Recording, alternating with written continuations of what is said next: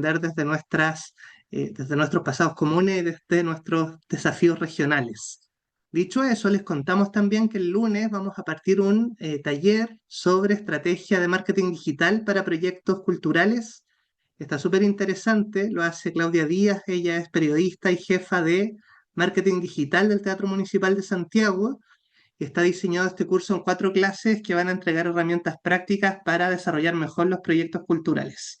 Así que toda la información, quedan algunos cupos todavía, se pueden inscribir en chasqui.lat y le vamos a dar el pase a Ignacia Cortés. Muchísimas gracias, Ignacia, por esta clase, que es derivada de un libro y tenemos una sorpresa con ese libro en un ratito más, así que no se les ocurra salir de esta clase. Adelante, Ignacia.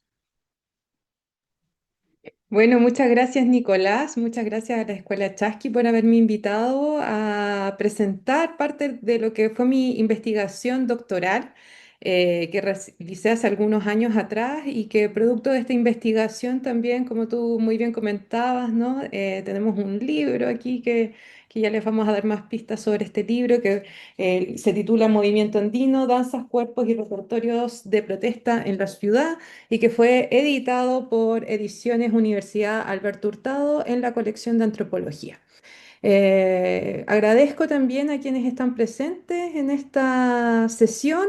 Voy a comenzar entonces con esta breve exposición sobre algunos aspectos que desarrollé en esta investigación y luego vamos a dar como un tiempo, me imagino, para la conversación y para las preguntas que puedan ir surgiendo en torno a un fenómeno, a un caso bastante particular de las danzas andinas. Y aquí quisiera mencionar que mi estudio se centra en las danzas andinas, pero que son practicadas dentro de la región metropolitana en Chile, particularmente en la ciudad de Santiago, y en su modalidad, como podríamos llamarla, ¿no? De un compromiso político social explícito. Esto quiere decir que yo no voy a abordar en profundidad todos aquellos aspectos que tengan que ver con otros tipos de manifestaciones y de prácticas de las danzas andinas que sí existen y que están muy presentes y vigentes en nuestra ciudad. Sin embargo, yo me voy a enfocar más bien en aquellos grupos como la misma imagen que ustedes pueden visualizar ahora, ¿no? Que es una imagen que corresponde a una movilización social, a una manifestación social, particularmente al contexto de conmemoración del 11 de septiembre, ¿no? De, el golpe de Estado en Chile en el año 1973 y que entonces tiene que ver con estos compromisos políticos. Y yo me hice la pregunta, bueno, ¿cómo se va configurando esto de una política vinculada a una política de izquierda, pero que no se restringe a una política institucional de izquierda, sino que a un ejercicio artístico, ¿no? Y que tiene elementos de los repertorios de los pueblos originarios y también de las sociedades mestizas y de el neofolclor, que ya vamos a estar hablando un poco más sobre esta categoría. Entonces, la presentación se titula Danzas andinas en las calles de Santiago, formas de aparición de lo andino en el espacio público. Eh, entonces, para comenzar esta sesión, les quería compartir, ¿no? Primero, ¿no? Referirnos a esta categoría de lo andino. ¿Por qué lo andino en el fondo convoca tanto a los repertorios culturales que nosotros estamos viendo en nuestra ciudad y cómo nosotros nos vinculamos con esta noción de andino, tal cual como también lo hace la escuela Chasqui a través de la figura, ¿no? De este mensajero que recorría el Tahuantinsuyo. Entonces, ¿qué entendemos por danzas andinas? Para el caso de estudio particular al que yo me estoy refiriendo, tiene que ver con repertorios danzarios que son de diversos orígenes, pero que tienen una reelaboración, apropiación y relectura situada desde la ciudad de Santiago y que eso va a hacer que implique, ¿no? Modificaciones también en estos repertorios danzarios. Estos repertorios, como su apellido, podríamos decir, acá lo manifiesta, ¿no? Lo andino tiene que ver con repertorios culturales y artísticos que están vinculados con un contexto particular, ¿no? Con un contexto histórico, social, podríamos decir, que es previo a la colonización española y europea del continente y que tiene que ver con esta relación entre comunidades dispersas en un área geográfica bastante amplia, que podemos decir hoy en día que alcanza por lo menos, ¿no? 5 naciones y que tiene que ver como gran hito geográfico la cordillera de los Andes, pero que no se limita solamente a este gran hito geográfico, ¿no? Lo andino, además, lo tenemos que comprender como una categoría que da cuenta de esas relaciones de larga data. Nosotros estamos pensando, ¿no? en la sociedad inca, pero que incluso podríamos rastrear previas a la sociedad inca, por ejemplo, con la sociedad, ¿no? Tiwanaku, con los vínculos que nosotros tenemos aquí en el norte de nuestro país, ¿no? Y que lo que genera es una suerte o una lectura, ¿no? Como de una hermandad entre naciones, más allá de las definiciones, ¿no? Y las limitaciones territoriales de la soberanía nacional de los distintos países que actualmente configuran este territorio. Y también tenemos que entender por danzas andinas, danzas que implican, ¿no? Distintos tipos de usos, distintos tipos de contexto. Tenemos danzas festivas, danzas religiosas, danzas mestizas, urbanas, ¿no? O sea, repertorios que también se configuran en un periodo particular, como por ejemplo lo es la década del 60 y la década de 1970, es decir, algunas creaciones bastante recientes, pero que aún así dan cuenta de estos vínculos entre naciones y una suerte de hermandad, aunque debemos decir que los distintos conflictos territoriales, conflictos bélicos, por ejemplo, si pensamos en el caso de Chile en su relación con Bolivia y Perú, podemos pensar, ¿no? en un contexto como de la Guerra del Pacífico, los conflictos decimonónicos, en ese sentido que también implican entonces ciertas rivalidades y que se reactualizan también muchas veces dentro del contexto de las danzas andinas y su aparición, por ejemplo, en carnavales masivos como el Carnaval de Oruro, el Carnaval de Puno y más recientemente el Carnaval de Arica o el Inti Chamanpi con la Fuerza del Sol. Entonces, vamos a darnos cuenta que hay una diversidad de prácticas y hay una diversidad también de lecturas de esto andino. Nosotros si pensamos lo andino, lo asociamos, ¿no? Como yo ya les había mencionado, con este vínculo, esta relación con la cordillera de los Andes y que implica entonces, si es que lo vemos desde una larga data y no solamente desde la construcción de los estados-nación modernos, tendríamos un sentido de una América del Sur más o menos unida y que se reforzaría en este sentido de lo andino. Lo andino comúnmente también se relaciona, ¿no? con poblaciones actualmente quechua aymara fundamentalmente, y lo andino va a surgir con mucha fuerza en el contexto del siglo XX como un término que va a acentuar este carácter de, o discursos transnacionales de prácticas culturales, como bien son las danzas andinas. Lo andino también implica negociaciones, intercambios, conflictos, es decir, que no solo aspira, ¿no? a esta suerte de unión, aunque existiría un énfasis, al menos en las entrevistas que yo realicé durante mi investigación doctoral, que muchos danzantes refieren más que a los conflictos, a las relaciones e intercambios entre estas naciones que ya habrían estado, ¿no? previas a la colonización. Entonces podemos acá tener, ¿no? un mapa bastante amplio de el Tahuantinsuyo, ¿no? las áreas que vinculó este Capacñán, este camino del Inca, pero que no era solo del Inca, sino que era un camino que distintas comunidades ya estaban recorriendo, ¿no? Ya estaban vinculando, y que el Inca lo que hace es, en el fondo, o la sociedad Inca lo que hace es organizar, sistematizar y mantener este sistema vial, pero que era un sistema vial que ya otras comunidades empleaban, pero que el Tahuantinsuyo, ¿no? en su forma de control más imperial, podríamos decir que lo que hace es reestructurar, reorganizar algo que ya existía, que eso es importante mencionarlo. Entonces, Comprender las danzas andinas en la actualidad tiene que ver con estos sentidos, ¿no? Más del pasado, pero también con cuestiones actuales, recientes y que a mí me interesa observar, sobre todo en las calles de Santiago. Y aquí yo menciono, ¿no? Como unas expresiones populares, prácticas de producción cultural compleja, inscritas en circuitos transnacionales y atravesadas por disputas simbólicas y que son capaces de generar modos alternativos de presencia pública desde el arte popular, porque los grupos que yo he investigado y de los cuales en algún momento formé parte, y aquí menciono, ¿no?, que esta investigación también surge con una pregunta personal que me realicé porque yo participaba dentro de estos colectivos de danzas andinas entre el año 2006 y 2013 aproximadamente, con mayor fuerza, y me preguntaba cómo en el fondo estas danzas adquieren un carácter muy particular en la región metropolitana, que no es el mismo, no es la misma forma como se practica, por ejemplo, dentro del contexto de Arica, de Iquique, e incluso en el contexto peruano y boliviano. Entonces, ¿qué pasa acá en lo local santiaguino o de la región metropolitana, que hace que estas prácticas danzarias adquieran una connotación política muy explícita y de compromiso social?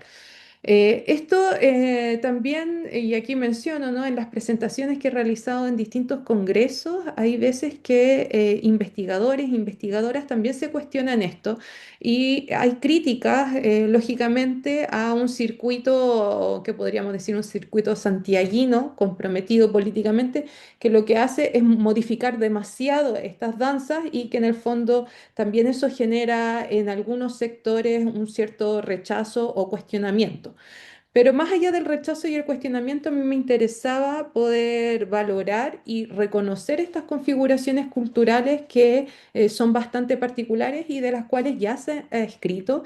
Hay muchas publicaciones, sobre todo académicas, entre ellas voy a destacar, ¿no?, de una investigadora y bailarina como Francisca Fernández Droguet, que ha desarrollado su trabajo como una de las primeras investigadoras en torno a las danzas andinas en la región metropolitana, y que me parece entonces que ella también está dando cuenta de estas características particulares de lo andino en Santiago. Y aquí entonces, como un elemento teórico que a mí me gustaría destacar, es la noción de articulaciones culturales, más que la categoría de apropiación cultural. La categoría de apropiación cultural, que se ha empleado como en un sentido más común, más laxo, da cuenta de tensiones culturales cuando se empiezan a ejecutar repertorios culturales que no son propios de una comunidad.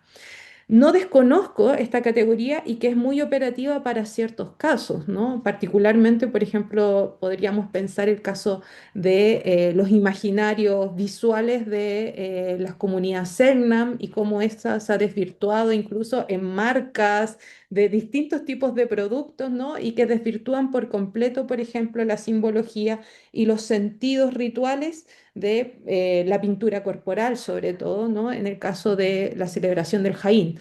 Entonces, ahí yo creo que es muy operativo este concepto de apropiación cultural, pero en otros casos yo más bien estaría más vinculada con esta de articulación cultural, como lo plantea el teórico jamaiquino, estudioso de los estudios culturales, ¿no?, de la década del 60 y 70, con una producción muy importante para los estudios culturales, que es Stuart Hall. Y Stuart Hall, cuando menciona esta categoría, lo va a hacer en relación a pensar que las prácticas y los elementos diversos que se pueden dar en estas configuraciones culturales, y entre ellas, ¿no?, los discursos, las corporalidades, las memorias e incluso las posiciones sociales, no necesariamente guardan una relación estable entre sí, pero que pueden armar una suerte de ensamblaje contingente. ¿Qué quiere decir este ensamblaje contingente? Es que la articulación va a generar un vínculo entre elementos culturales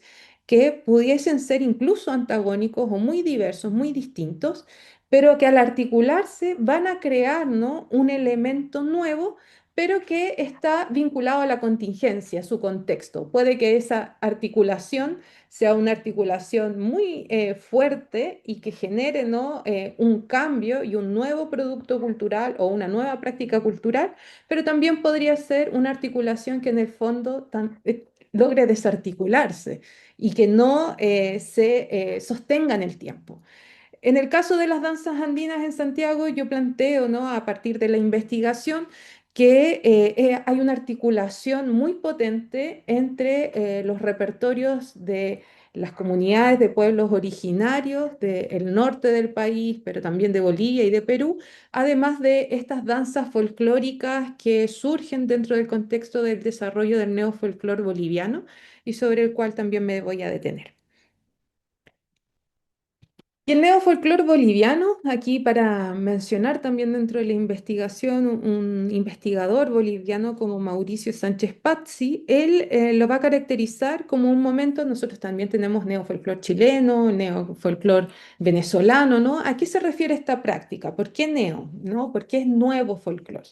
En ese sentido, lo podríamos hacer en vinculación con la categoría de proyección folclórica, es decir, que hay comunidades que recogen elementos de otras culturas, por ejemplo, muy particularmente en el caso del neofolclor boliviano de la población aymara, pero que luego construye a partir, ¿no? de esos elementos culturales nuevos lenguajes culturales y artísticos, y particularmente se da esto con mucha fuerza en el ámbito musical y de las danzas. En Bolivia nosotros tenemos una riqueza, ¿no? enorme de repertorios danzarios, de música, y que esos repertorios han sido aprendidos también por peruanos, por chilenos, también por argentinos. Si nosotros vamos a Buenos Aires, por ejemplo, podemos tener mucha presencia de este neofolclor boliviano, producto de la migración boliviana, pero además porque las comunidades locales, ¿no? Por ejemplo, la de Buenos Aires o la de Santiago, la hacen parte de sus repertorios culturales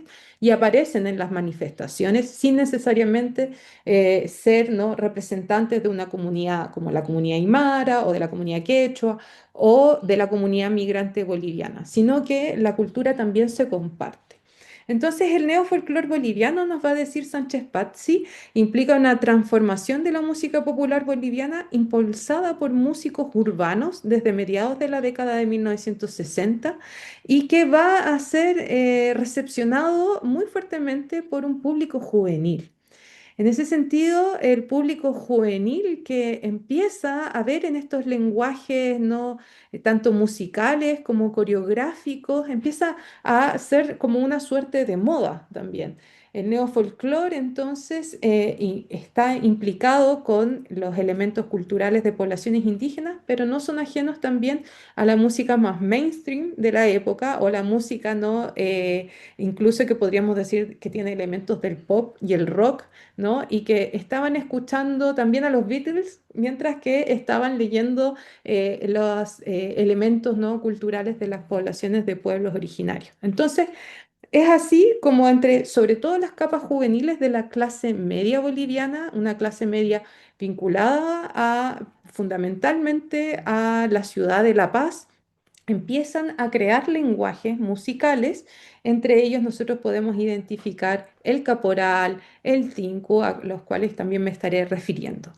Y también de la mano, ¿no? de este movimiento de estas clases medias urbanas, nos va a decir Sánchez Pazzi, de todas formas, las clases populares, también de estos centros urbanos, y muchos de ellos que habían sido familiares, ¿no? descendientes de las comunidades que se habían desplazado de esta migración, ¿no? entre las zonas de altura y la ciudad, o la migración en Perú, podríamos pensar la migración de la Sierra Altoandina, ¿no? hacia la costa, para el caso limeño.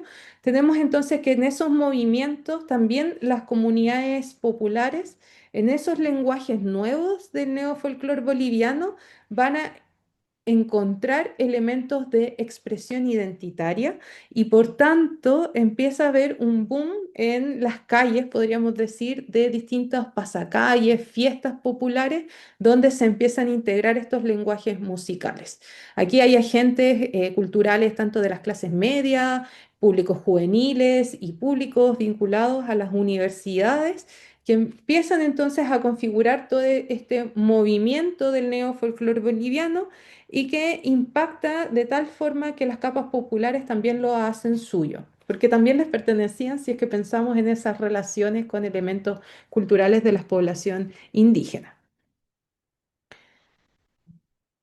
Voy a pasar a la siguiente lámina. Entonces, en ese contexto, algunos de los rasgos musicales que nosotros podríamos referir de manera diríamos, sintética, y aquí hay una foto de los jarcas, si ustedes ven acá, de los jarcas bastante jóvenes de la década del 70, una agrupación, ¿no?, de neofolclor boliviano que está activa hasta el día de hoy, que tiene mucha presencia también en Chile, que tiene recitales, recitales que se llenan también acá en Santiago y que fueron un gusto que varios bailarines y bailarinas de danzas andinas de Santiago me decían que era como su grupo favorito. En ese sentido, la música boliviana se escuchaba muchísimo dentro del contexto de la década de los 80 y los 90 en Chile. Y particularmente se da ahí una vinculación entonces de gusto musical y que también hace, ¿no?, eco con este público juvenil santiaguino. ¿Y qué es lo que hace, ¿no?, este movimiento del neofolclor boliviano? Está, ¿no?, vinculado con estas sensibilidades estéticas andinas, pero desarrolladas principalmente por conjuntos urbanos. Hay formaciones instrumentales típicas que incluyen instrumentos, ¿no?, andinos que se reconocen y que se han leído desde ese discurso cultural, ¿no?, como el charango, los sicus o flautas de pan, la quena, ¿no?, el bombo también muy presente, y esos empiezan a ser elementos muy característicos del neofolclor boliviano. Y los grupos representativos están los chascas, los jairas, los jarcas, que ganan mucha popularidad en Chile. Y podríamos decir entonces que se produce también una suerte de desplazamiento estético, desde lenguajes, ¿no?, que apelaban a la construcción también de una identidad nacional boliviana, ¿no?, que iba a articular esta identidad con elementos andinos, pero además con elementos modernos, es decir, esa modernidad vinculada sobre todo como a estos centros urbanos. Entonces, en esas configuraciones que se están dando en el contexto del neofolclor boliviano, tenemos luego una incorporación en el contexto particular de Santiago. Creo que hay eh, un micrófono abierto. Ay, muchas gracias. Ya. Entonces, de este neofolclor boliviano, ¿no?, van a surgir danzas que me imagino que algunos y algunas de ustedes, si es que viven aquí en Santiago, han podido presenciar también en las calles. Se empieza a incorporar, ¿no?, el caporal que surge en el contexto urbano boliviano en la década del 70, el tinku que tiene sus orígenes más o menos alrededor de la década de 1980. Aquí van a encontrar dos láminas. Una de estas láminas es de una agrupación, de una filial de una agrupación peruana, Pasiones Peruana, a quienes también aprovecho de mandarles un saludo, y una agrupación en la que pude participar un par de años durante la investigación. Y aquí encontramos, ¿no?, el Tinku ya más vinculado con los contextos de movilización social. Aquí particularmente es una foto de, si no recuerdo muy bien la fecha, entre el 2006 y el 2007, en vinculación, ¿no?, con movimientos de la causa mapuche. Particularmente aquí nos estamos refiriendo a la huelga de hambre que sostuvieron distintos comuneros, entre ellos Patricia Troncoso, y donde estaba, ¿no?, esta articulación de lo andino y lo mapuche que me parece bastante interesante y que puede dar cuenta de ello en la investigación, sobre todo en el contexto de la década del 90. Estas danzas que surgen en su contexto boliviano, vinculadas al neofolclor boliviano, son danzas que los investigadores e investigadoras en danza, entre ellos Sigel y Mendoza, ¿no?, Beatriz Rosell, ellos las mencionan como danzas livianas y acrobáticas. Si se fijan, estas danzas, ¿no?, nosotros si viéramos distintos videos de estas danzas, son danzas que están vinculadas con este cuerpo, ¿no?, juvenil. No quiero decir por esto que personas de más avanzada edad, ¿no?, o más adultos, incluso en mi caso, yo también he danzado este tipo de repertorio músico coreográfico, requiere una habilidad y una destreza y una energía, yo diría, juvenil. No necesariamente que sean solo integrantes juveniles, pero sí requiere mucho esfuerzo físico y se caracterizan por movimientos acrobáticos, saltos, ¿no? Muy pronunciados, pero también en algunos momentos, como en el caso del tinku, mantener el cuerpo más bien a ras de suelo, lo que también implica un desgaste físico muy importante entre los danzantes y que también me iban dando cuenta de ello durante la investigación. Pero también tenemos otras danzas dentro del contexto de Santiago. Hoy en día ha ganado mucha relevancia y visibilidad la danza de todas, que es una danza muy particular porque esta es una danza que se incorpora a las calles ya dentro del contexto, yo diría, del 2010 en adelante.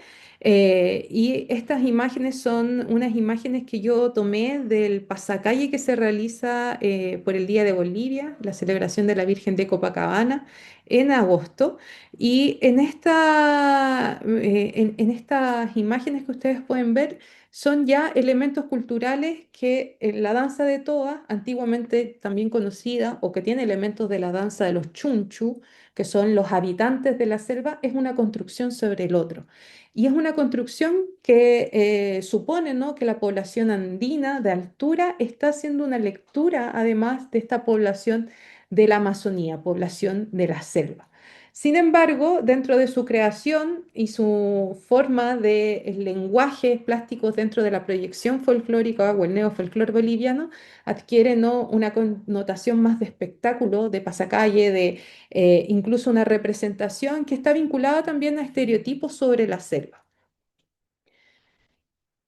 Y otras de las danzas que podemos presenciar, esta también es una fotografía, un registro que tomé de la celebración de la Virgen de Copacabana. Esta es una imagen del año 2023.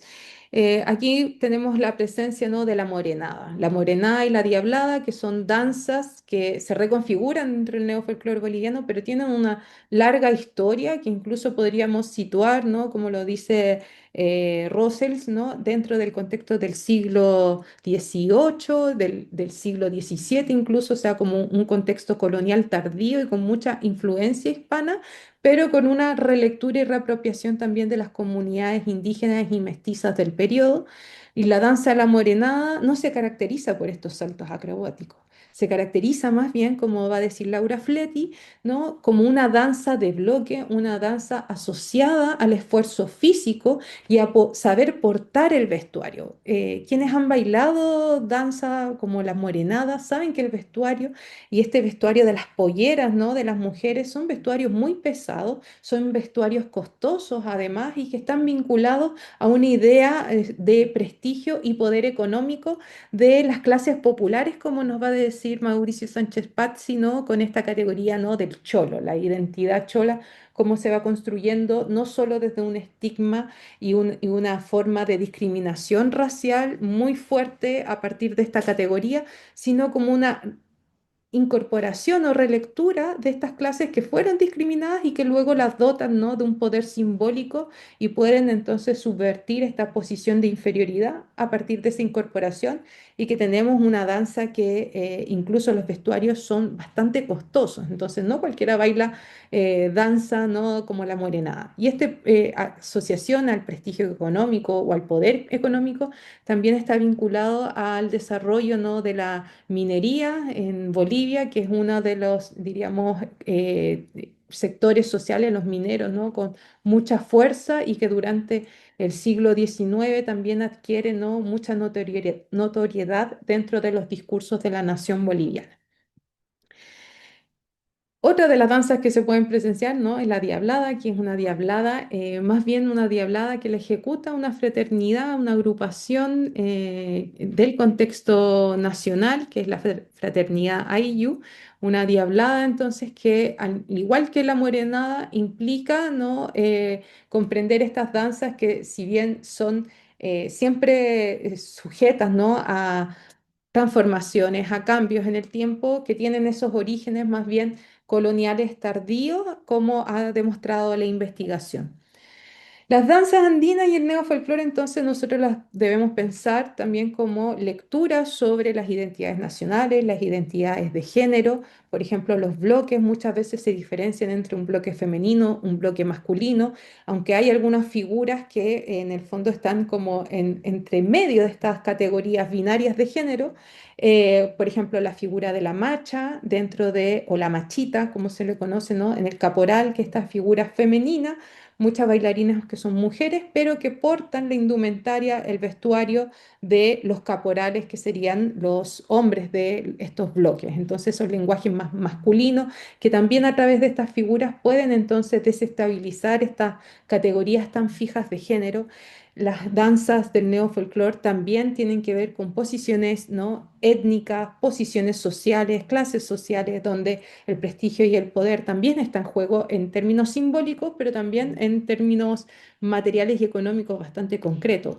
Una agrupación que puede, ¿no?, gestionar, por ejemplo, participar en un pasacalle con una banda de bronces numerosa, implica una recaudación de fondos, un ejercicio también muy importante de autogestión y de gestión en general dentro de estas agrupaciones, y que entonces en estas apariciones, ¿no?, por ejemplo en La Morenada con una gran banda de bronce, implica también mostrar ese prestigio social, aunque sea también a niveles simbólicos y no necesariamente que los y las integrantes de las agrupaciones pertenezcan, ¿no?, a clases, ¿no?, altas de la sociedad. Y hay una construcción y una reelaboración del otro, muchas veces de esos están marcadas por entre el estereotipo y el deseo. O sea, por ejemplo, la danza de todas es una danza muy sensual, ¿no? Es una danza que muestra bastante cuerpo descubierto y que implica también un ejercicio muy acrobático que está vinculado con esa imagen o ese imaginario que se ha construido sobre los habitantes de la selva, y que también cargan con ciertas formas, ¿no?, yo diría discriminatorias, que tiene que ver con lo incivilizado, ¿no?, la fuerza, lo rudo, y que están en escena también en estas representaciones del otro. Pero en las elaboraciones urbanas, ¿no?, de estas danzas podemos ver que también hay otras vueltas que se le dan a estas formas de aparición del neofolclore.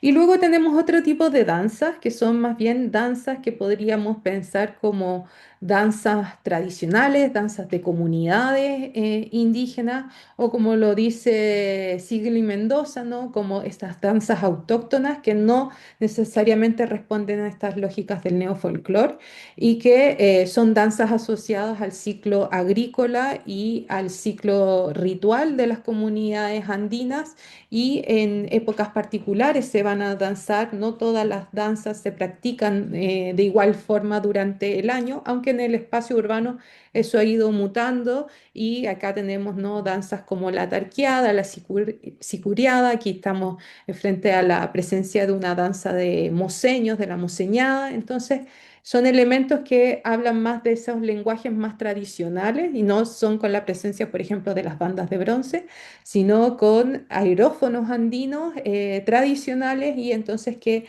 también nos hablan de estas formas dentro del espacio urbano de incorporar también estos lenguajes y que aparezcan en escenas en las calles.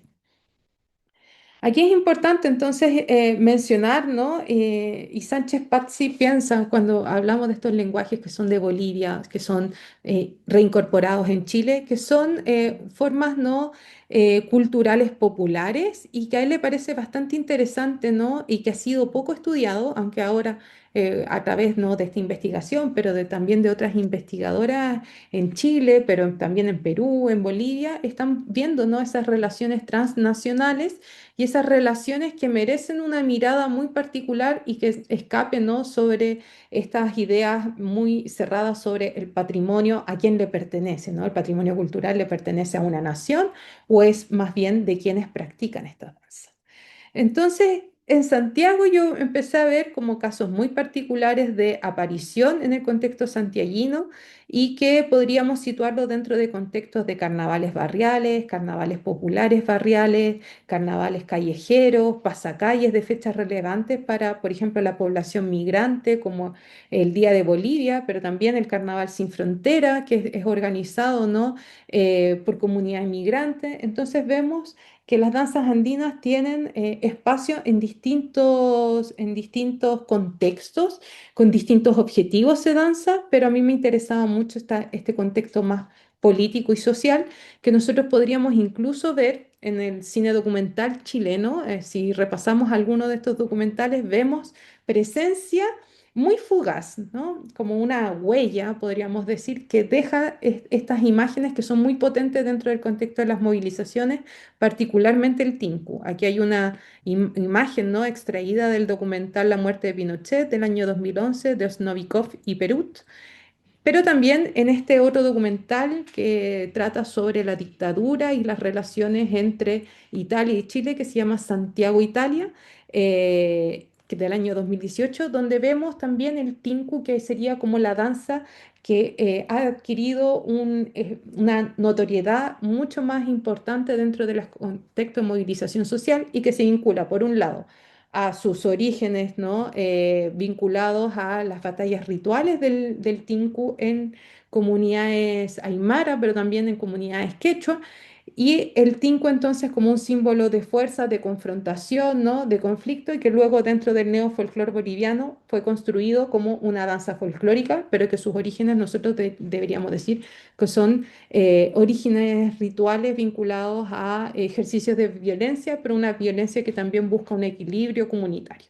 Si pudiésemos ver, Nicolás, y como para ir cerrando, porque quiero que también nos quede un espacio para conversar, si pudiésemos mirar, voy a dejar de compartir ahora pantalla, el primer minuto del documental Santiago, Italia, para que nos hagamos una idea de esta potencia, ¿no? De las danzas andinas en su clave más contestataria o de compromiso político explícito.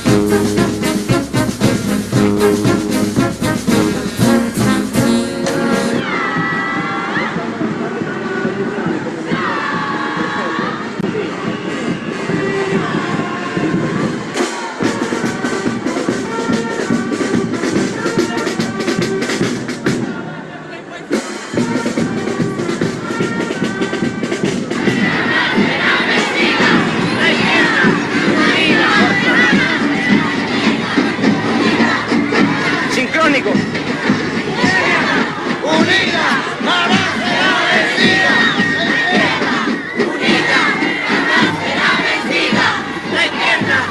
Ha llegado a esta magna concentración con la juventud de todo el país, el candidato Salvador Allende.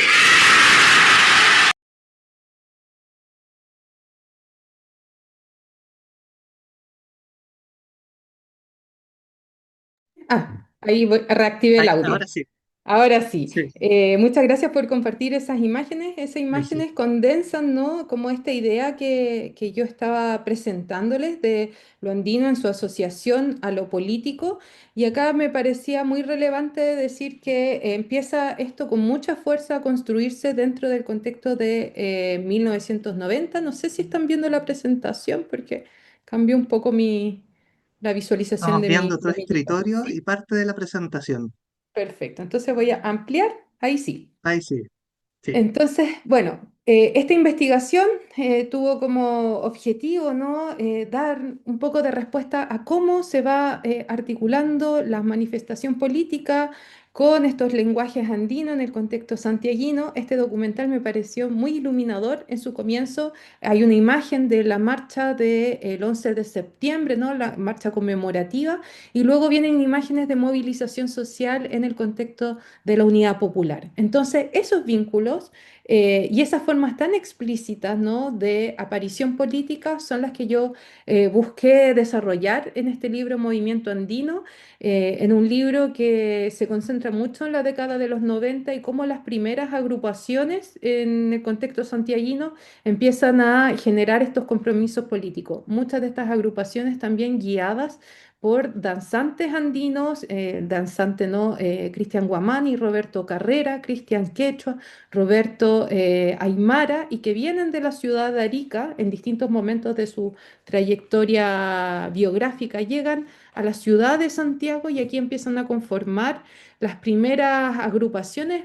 Inicialmente son unos talleres muy cortitos que se realizan en la Coordinadora Nacional Indianista, CONACIN, y que empiezan a aparecer también en el contexto de movilizaciones sociales, y un hito muy particular es en el contexto de la manifestación por el quinto centenario de la invasión española al continente, que se conmemora en el año 1992, y que ahí serían como los primeros impulsos de estos danzantes andinos en aparecer, ¿no? en el contexto de movilización social.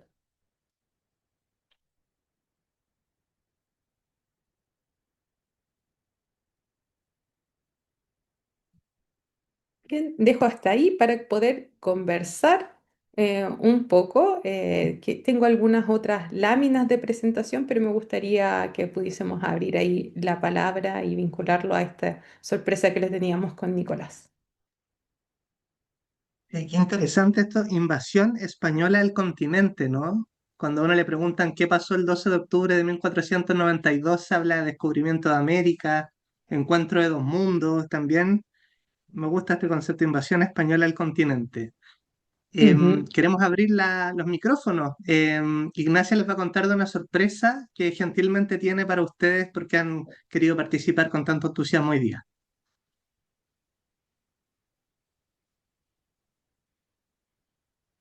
A ver. Sí, Ignacia nos va a contar de su libro, que tenemos una sorpresa para ustedes, pero queremos animarles a que hagan preguntas, que entremos al diálogo, porque tenemos Ujú. una sorpresa vinculada con el libro, para que no sean tímidos ni tímidas y podamos conversar estos 15 minutitos que nos quedan. Trinidad, por favor. Trinidad. Hola, ¿se escucha? Sí, te escuchamos bien. Bueno, Ignacia, primero que nada, darte las gracias por esta clase, muy interesante y es una pregunta bien simple. Quería saber cómo en el día de hoy, ya hablaste de ciertos contextos, pero días en particular donde uno pueda ver como presencialmente estas danzas. ¿En qué fechas te refieres? Sí. Como, sí. Bueno, estas danzas las podemos encontrar, como les mencionaba, hay varios contextos. Por un lado, están todas las fechas que están asociadas a las conmemoraciones de poblaciones. Me refiero aquí por los contextos de conmemoración, particularmente de las tomas de terreno de la década del 60 y del 70, en poblaciones como, por ejemplo, Lormida. Lormida, en Peñalolén, ¿no? ubicada actualmente en la comuna de Peñalolén, tiene su propio carnaval y que está asociada también a esa conmemoración. Si no me equivoco, se realiza durante el mes de agosto. Pero ahora lo más cercano y que es muy interesante, que se ve también en las calles y en Lormida, realizan además un pasacalle, que es la celebración de la Cruz de la Chacana. Una celebración que está asociada a los orígenes rituales del Tinku, que se celebra durante el día del 3 de mayo. Lo más cercano a ese fin de semana se realiza acá en Santiago, pero dentro del contexto más local andino, se realiza el 3 de mayo mismo. Y ahí vas a poder encontrar principalmente tinkus, danza de tinkus, porque es su fecha. Y también el 11 de septiembre hay movilizaciones importantes, tanto en el pasacalle, en la conmemoración, ¿no? que se realiza dentro del contexto de las calles de la zona centro, Pero también se realiza acá digo acá porque queda muy cerca de mi casa, incluso lo veo acá saliendo al balcón, que es el Estadio Nacional, que es cuando se realiza una presentación, ¿no? Y que se ingresa hacia el Estadio Nacional, las agrupaciones de Tinku, pero también hay agrupaciones de Morenada vinculadas con la memoria política, la memoria traumática que tenemos también acá en nuestro país y que realizan un recorrido por las zonas de detención y tortura que los militares, ¿no? Y la dictadura cívico-militar tuvo en los primeros días del golpe de Estado. Entonces ahí, y aquí también Rayén creo que estaba mencionando, o Juan, no sé, la celebración del Carnaval Sin Fronteras, que es un carnaval que se realiza en la comuna de Recoleta, también se ha realizado en la comuna de Independencia. eh, y en Aguas Andinas, muy bien, Luis menciona, en Aguas Andinas. Aguas Andinas es un espacio que se encuentra, ¿no? Acá en la zona centro de nuestro país, que Aguas Andinas tiene esta suerte de edificación, ¿no? Como con vidrios que son prácticamente espejos, que funcionan como espejos para que los danzantes estén corrigiendo su movimiento. Y ahí vas a ver muchos ensayos. No solo de danzas andinas, porque tenemos también presencia de otro tipo de danzas de comunidades migrantes. Por ejemplo, yo he visto también ahí danzantes, ¿no? Incluso podríamos decir de repertorios muy, muy recientes que me parecen fascinantes de la cultura transnacional, como de K-pop, o también de danzas venezolanas, de danzas afroperuanas, se emplea ese espacio. Entonces, puedes verlos ahí. Y en el Día de Bolivia, que es el 6 de agosto, en esa fecha, ¿no? También hay un pasacalle muy importante que se da en el centro de la capital y que tiene uno de sus espacios como importantes de recorrido, que es la Plaza de Armas.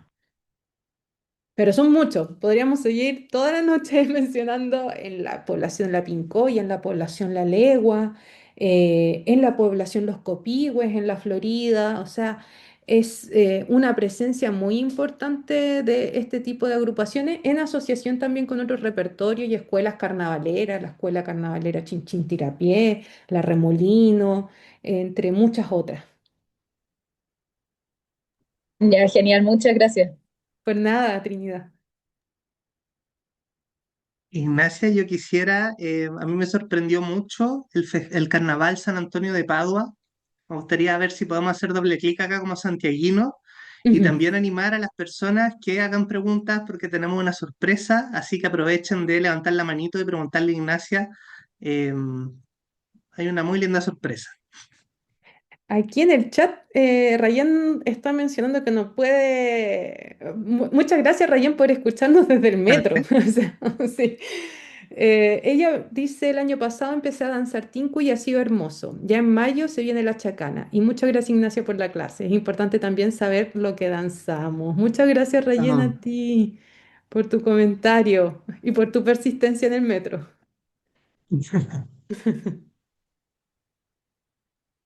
qué bien.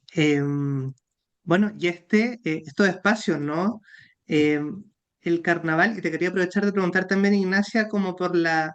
Es bien impresionante cuando uno va al Museo de la Memoria y los Derechos Humanos y hay algunos documentos oficiales que prohibían instrumentos andinos, ¿no? Durante la Ujú. dictadura. Bueno, sabemos que la nueva canción chilena estuvo súper vinculada a la unidad popular. Sí. ¿Cómo renace eso? O pienso en Mm, la canción Vuelvo de Yapu, ¿no? Que tiene toda una mm. estética andina y que también es como el himno de las personas que retornaban del exilio. Sí, efectivamente, eso también lo retrato en este libro porque una de las lecturas más directas que podríamos hacer de cómo estos repertorios danzarios no se politizan, aparecen en un contexto de movilizaciones, tiene que ver con la nueva canción chilena. Ese vínculo es un vínculo que existe, pero yo he percibido también en muchas agrupaciones que no es el vínculo directo o más reconocible en los testimonios de los danzantes. Hay una, diríamos, como una imagen, ¿no? Y una potencia muy importante que es la figura de Víctor Jara, que muchos conjuntos también, aquí hay que hablar, que es un ecosistema, podríamos decir, ¿no? Que están los danzantes, pero también están los músicos, las bandas de bronce y aquellas bandas de bronce que están más comprometidas, ¿no? Con la memoria. Ellos hacen estas modificaciones en sus repertorios musicales para incluir, por ejemplo, músicas, ¿no? Canciones de Víctor Jara, pero también de Violeta Parra. Entonces, en esta vinculación con la nueva canción chilena es identificable, ¿no? Que hubo una suerte de prohibición, eso lo trabaja una investigadora, una etnomusicóloga o musicóloga, que es Laura Jordán. Laura Jordán tiene un artículo muy bonito sobre el tema de la clandestinidad de las músicas andinas y de las prohibiciones que tuvieron dentro del contexto de la dictadura.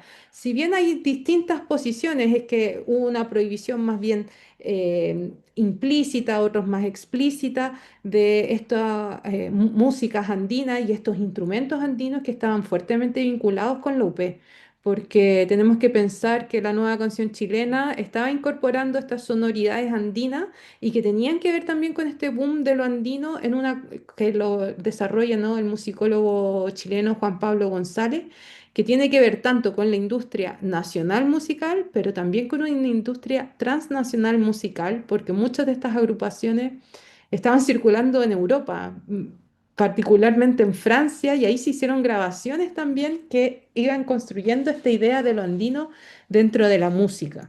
Entonces, sí, hay una referencia a la nueva canción chilena, pero a mí me sorprendió dentro de la investigación que para muchos danzantes, por ejemplo, la circulación de los videoclips de agrupaciones bolivianas como los Jarcas, eran muy impactantes para ellos, eran una forma también de verse como jóvenes en la década de los 80 los 90 ver en esos videoclips las coreografías, era imitar las coreografías, por eso también tiene algo muy visual el elemento andino y no solo musical, está articulado, ¿no?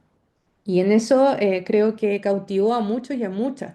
Tenía otras imágenes, pero no las alcancé a compartir, ¿no? Que las agrupaciones de la década de los 90 les costaba mucho adquirir, por ejemplo, el vestuario que hoy se adquiere de forma más directa, más expedita, los vestuarios que son confeccionados principalmente en Bolivia.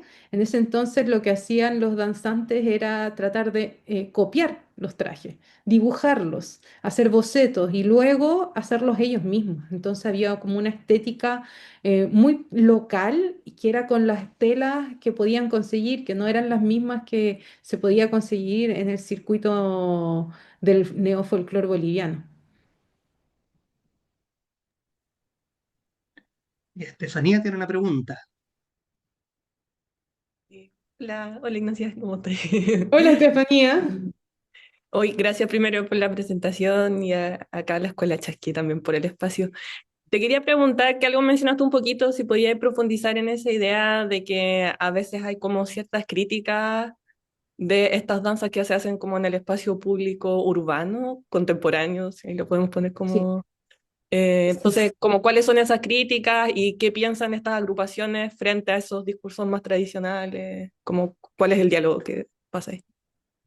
Sí, es un diálogo que yo diría que muchas veces genera rivalidades, confrontación, hay sentidos que son completamente opuestos y yo creo que eso tiene que ver también con ciertas formas de comprender el patrimonio cultural que se han instalado mucho dentro de las políticas multiculturales de la década del 90 en adelante y que tiene que ver con este afán de patrimonializar, ¿no? Las prácticas que son, que se ha reconocido como tal, aunque yo también tengo mis reservas con la categoría de patrimonio inmaterial, ¿no? Entonces, como que las danzas y la música vendría a ser este patrimonio inmaterial, aunque son, como vimos en los vestuarios, son sumamente materiales, ¿no?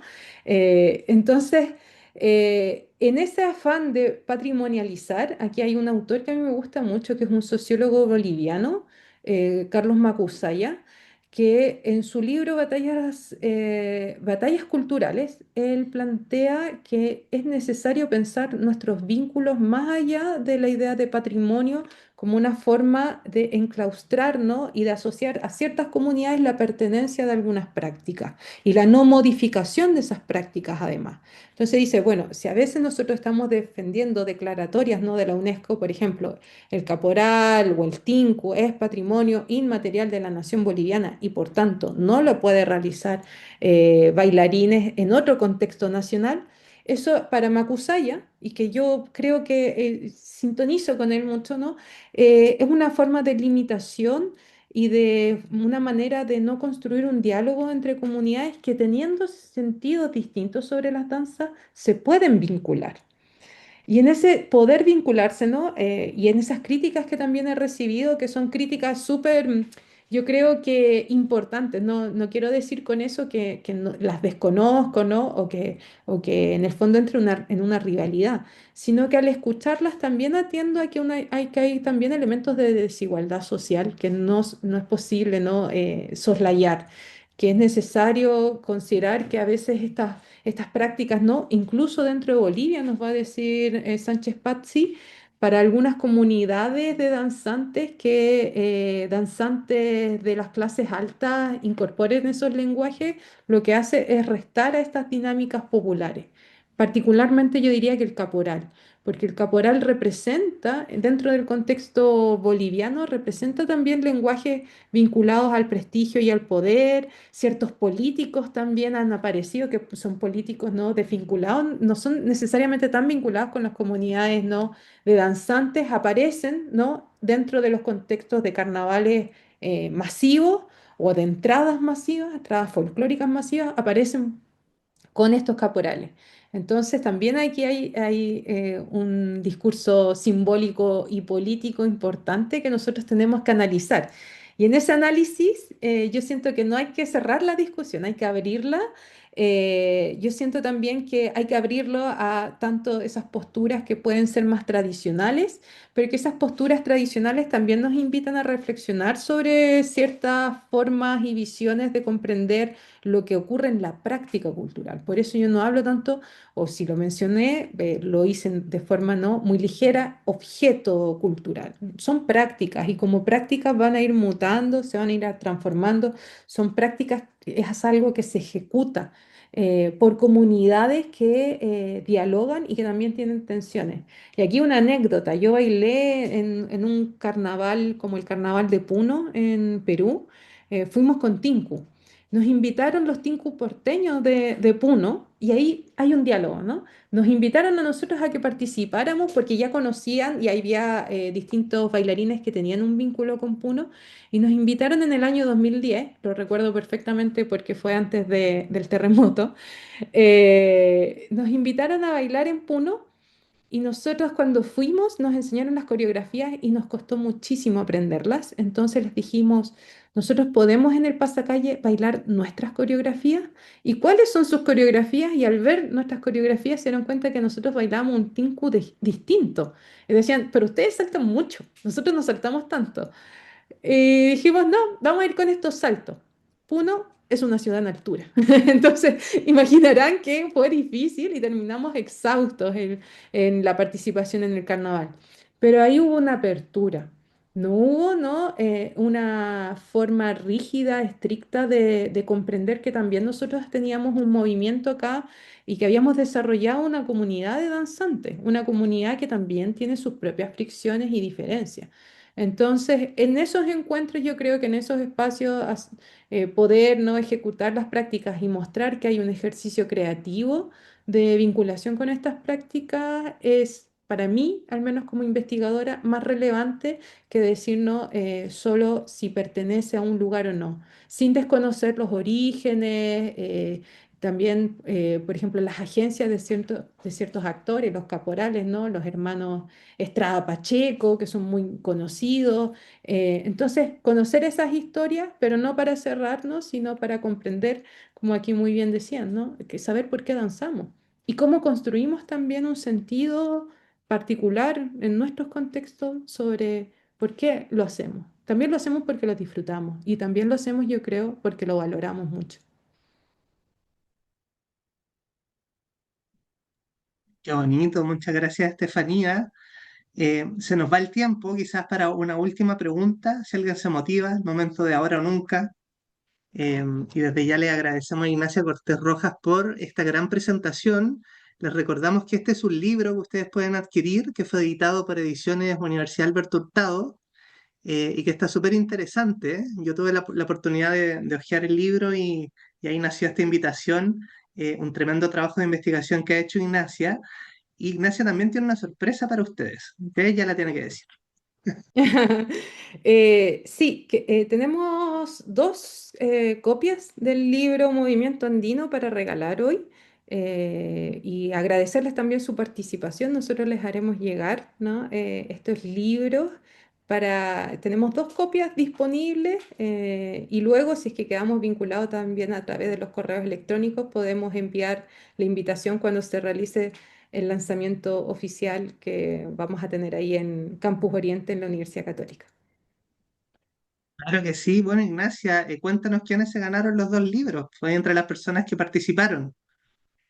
Bueno, yo quisiera regalarla a Rayen, porque está en el Muy bien, metro. la del metro. Sí, es que está en el metro. No sé si Rayen se pudo mantener conectada o no, pero tenemos también su registro, Tu ¿no? correo.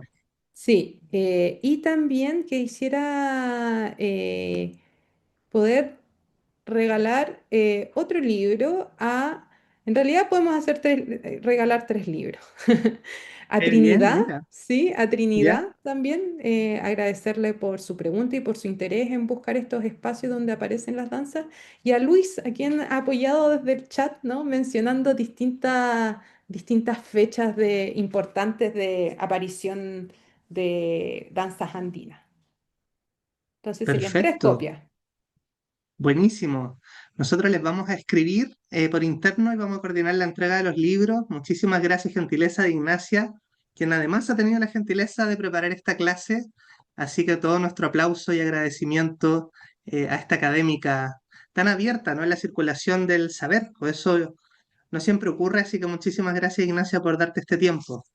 No, a ustedes por haberme invitado. Yo feliz de estar acá compartiendo esta investigación, una investigación que se hizo también desde el movimiento, desde la danza y el compartir con distintas voces, porque en el libro eso van a encontrar voces de distintos actores, de distintos danzantes y con visiones muy ricas para continuar la investigación y que continúen otros investigadores e investigadoras también tanto en la práctica, pero también en la reconstrucción, ¿no? De estas escenas populares de danzas andinas.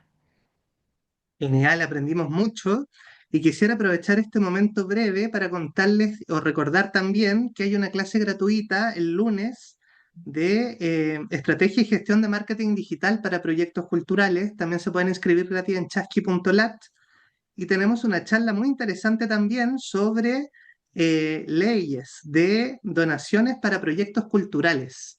Queremos invitarles también a participar. Esto es el 16 de abril, también va a ser vía Zoom a las 19 horas y se pueden inscribir gratis en chasqui.lat. Siempre tenemos el eterno desafío de cómo financiar lo que hacemos en cultura y Mm. gracias a la abogada Montserrat Moya Rué, ella es especialista, también es académica de la Universidad Católica, nos va a contar cómo podemos usar leyes para movilizar donaciones para recursos, movilizar recursos para proyectos culturales. Ignacia, palabra al cierre. ¿Qué te gustaría decirle a nuestro respetable público? Primero agradecerles que se quedaron hasta este momento, ¿no? De la tarde, invitarlos a que salgan a las calles, a que puedan presenciar estas danzas, que puedan participar y sumarse, porque ustedes también pueden bailar. De hecho, tenía una cita final. No sé Qué si lindo. alcanza una cita ¿Se de alcanza? una de las bailarinas que yo entrevisté y que ella recuerda el momento en el que se animó a bailar. Y la voy a citar. Dice, yo me acuerdo de la primera vez que vi una comparsa de Tinku. Fue en el Parque O'Higgins y fue para la fiesta de los abrazos. Andábamos con unos amigos vendiendo cosas para un campamento que íbamos a hacer con los cabros chicos de la población La Legua. Y de repente, cacho, así, un bloque de danzantes. Y yo recuerdo haber visto cómo la energía se movía la tierra del Parque O'Higgins. Eran los Yuriña. La primera vez que yo vi bailar Tinku fueron los Yuriña. Y yo ahí los seguí. Me acerqué a ellos y les dije, quiero bailar. ¿Cómo lo hago? No, qué bonito. Con La esa invitación a cita. acercarse, Sí, ¿no? Claro, todos exactamente. podemos ser ella. Sí. Qué lindo. Muchísimas gracias, Ignacio, por esta bonita clase, que también nos abrió más preguntas. Yo quedé bien, bien curioso y creo que refuerza la pregunta de la escuela Chasqui también, ¿no? Yo siempre pregunto como, no sé, ¿podrían decirme algún pintor boliviano? Mm, Eh, ¿Algún bailarín o bailarina peruana? Tenemos referentes sobre todo europeos o del norte global, ¿no? Yo creo que la invitación de Chasqui es a mirar la riqueza cultural de nuestro vecindario y nada, pues recordar que somos vecinos y tenemos un pasado común y podemos compartir danzando como bien nos contó Ignacia. Muchísimas ujú. gracias. Muchas gracias a ti, Nicolás. Ahí preguntan por el lanzamiento. Si es que pueden quedar en Chasqui ahí, compartir a través de sus canales digitales, su Por Instagram, supuesto, ¿sí? cuenten Para con eso, que, ¿sí? para que sigan a Chasqui y ahí les vamos a compartir la información sobre el lanzamiento, que vamos a hacer distintos lanzamientos también. Ah, buenísimo. ¿Y va a haber Ujú. baile o no? Podría haber, podría haber, sí. Bueno, y podemos ir a aprender, ¿no? Viste, como la cita final, podemos preguntar y comenzar a hacer algunos pasos. Sí. Ya, pues muchas gracias, que tengan linda tarde y nos vemos en otro encuentro de la Escuela Chasqui. Muchas Chao. gracias, chao. Mm.